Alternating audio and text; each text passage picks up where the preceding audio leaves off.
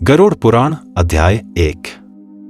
पक्षीराज गरुड़ ने भगवान विष्णु से निवेदन किया, हे प्रभु, मैंने तीनों लोकों का भ्रमण करने के बाद उसमें रहने वाले लोगों को देखकर यह निष्कर्ष निकाला कि वह सभी दुखों में ही डूबे रहते हैं। मेरा अंतकरण पीड़ा से भर गया है। स्वर्ग में दैत्यों की शत्रुता से भय है। पृथ्वी लोक में मृत्यु, रोग तथा अभिषिक्त वस्तु के वियोग से। पाताल लोक में रहने वाले नाग आदि को मेरे भय से दुख बना रहता है। पक्षी राज गरुड़ भगवान विष्णु जी से पूछते हैं, हे प्रभु, आप यह बताने की कृपा करें कि एक प्राणी कैसे मरता है और मरने के बाद कहा जाता है। दो मरणासन्न व्यक्ति को किस कारण पृथ्वी पर सुलाया जाता है। तीन, उसके नीचे कुश और तिल क्यों बिछाए जाते हैं।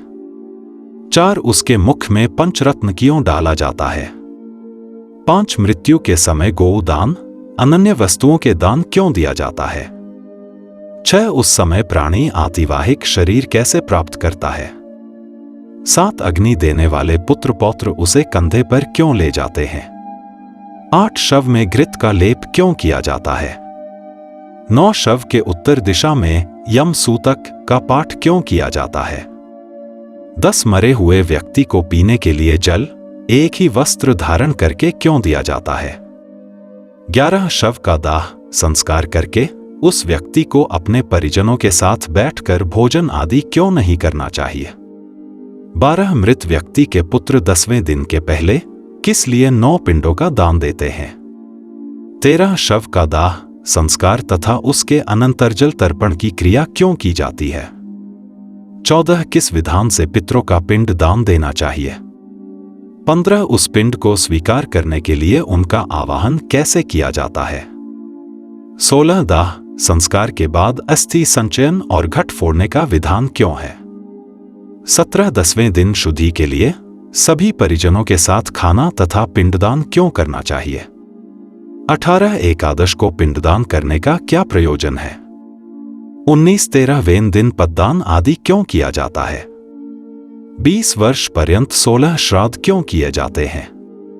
21, है प्रभु, मनुष्य का शरीर अनित्य है और समय आने पर ही मरता है, किंतु मैं उस छिद्र को नहीं देख सकता जिससे जीव निकल जाता है। 22, प्राणी के अपने जीवन काल में किए गए पाप, पुण्य, दान आदि शरीर के नष्ट हो जाने पर उसके साथ कैसे चले जाते हैं। 23, मरे हुए प्राणी के लिए स्पिंदीकरण क्यों होता है।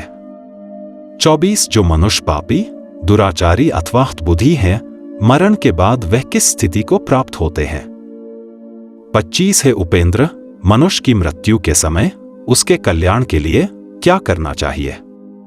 26, मृत्यु और शमशान भूमि तक पहुंचने की कौन सी विधि है। 27, चिता में शव को जलाने की क्या विधि है। 28, तत्काल तथा विलंब से उस जीव को कैसे दूसरी देह प्राप्त होती है। 29, यमलोक संयमनी नगरी को जाने वाले के लिए वर्ष पर्यंत कौन सी क्रियाएं करनी चाहिए। 30, दुर्बुद्धि अथवा दुराचारी व्यक्ति की मृत्यु होने पर उसका प्रायश्चित क्या है। 31, नाचका आदि में मृत्यु होने पर पंचक शांति के लिए क्या करना चाहिए।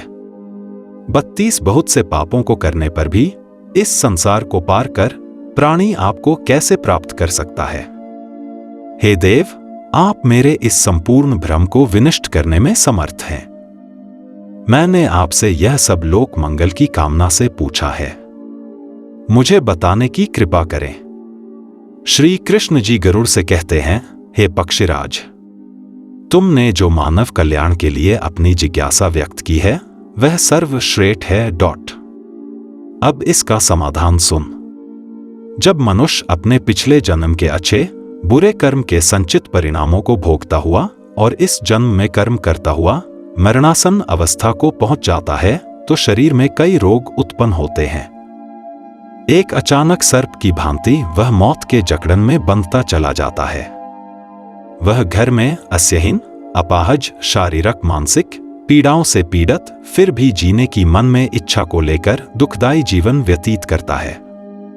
जब मरणासन्न व्यक्ति की इंद्रियों का समूह व्याकुल हो जाता है, चेतन शरीर जड़ीभूत हो जाता है, तब अंतिम क्षणों में एक अलौकिक चेतना आती है जिसमें सभी लोग एक जैसे दिखते हैं। उस समय वह कुछ बोलने योग्य नहीं रहता और प्राण शरीर को छोड़कर यमराज के दूतों के साथ चल देते हैं। जब प्राण शरीर को छोड़ते हैं तो बहुत कष्टदायी होते हैं और ऐसा दर्द होता है जैसे 100 बिच्छुओं ने डंक मारा हो। उसके मुंह में झाग बनती है और सारा मुंह थूक से भरने लगता है। उस समय जो प्राणी दुखात्मा होते हैं उन्हें यमदूत अपने पाशबंधों में जकड़कर मारते हैं। जो अच्छे कर्मी होते हैं उन्हें स्वर्ग के पार्षद सुखपूर्वक अपने लोक को ले जाते हैं। भीमकाया दुराकृति यमराज के दूतों को देखकर ही पापियों के मन में भय उत्पन्न हो जाता है। हाहाकार करता हुआ अंगूठे के नाप जितना मृत मनुष्य अपने घर को देखता हुआ यमदूतों द्वारा घसीटा हुआ रास्ते में अनेक यातनाएं सहता हुआ यमराज के सामने ले जाया जाता है। जीव अति भयानक यमराज की काया को देखता है और फिर उसके आदेश पर तुरंत वापस अपने मृत स्थान पर यमदूतों के साथ आ जाता है। वह वापस अपने शरीर में जाने की कोशिश करता है पर यमदूत उसके गले में फंदा डाले रहते हैं। उसे भूख और प्यास बहुत सताती है और बहुत रोता है। अपने पुत्रों द्वारा अर्पित की हुई चावल की खीलों को वह खाता है फिर भी भूख नहीं मिटती। जिन आत्माओं को यह खीलें नहीं मिल पाती वह सुनसान जंगल में भटकती रहती हैं।